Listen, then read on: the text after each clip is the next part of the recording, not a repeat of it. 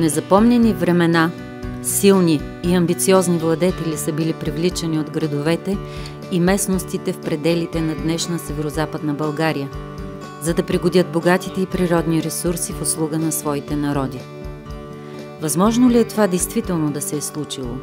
Наистина ли във Врачанския край? Във въздуха витаят легенди, а природните стихии са изрисували магнетични скалисти пейзажи и неукротими водни препятствия. Останете с нас в следващите минути и ще се убедите сами, че достолепието на историческия разказ и магнетизма на природните маршрути нито е случайно, нито преувеличено. Тук са си дали среща силата на човешкия дух и величието на майката природа.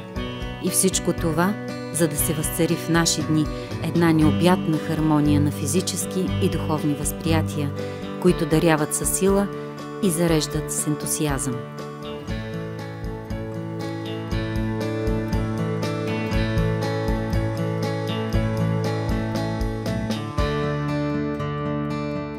Мислите ли, че е възможно от праистория да прекрачим във времето на тракийската цивилизация? Ето ни в залата с едно от най-ценните тракийски съкровища, с които разполага българската държава.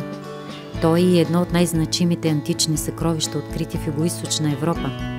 Със своето многообразие от изображения и сцени можем да го приличим на умален модел на един отдавна изчезнал свят, в който мит и действителност се преплитат по неповторим начин.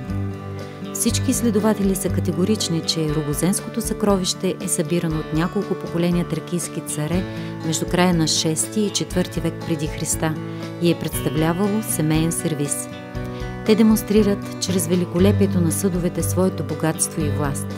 Трудно е да се даде категоричен отговор на въпроса къде са произведени съдовете. Не е възможно да бъдат изяснени обстоятелствата около тяхното скриване. Едно е сигурно – съкровището от Рогозен е тракийско по произход. Един от сребърните съдове е истински шедьовър. Върху плоското му дъно е вградена емблема – медальон с релефна фигурална украса. Пресъздадена е сцена от един древногръцки мит. Героят Херакъл, прочут със своята сила и храброст, прелъстява жрицата на богинята Атина – Авге. За съжаление, времето ни изтича. Надяваме се област Враца да ви е запленила, както се случи с нашия екип. Затова, ако в кадрите и звуците не ви достига уханието на чист планински въздух и щом искате сами да намерите отговор на загадките от българската история, не се колебайте да ни последвате.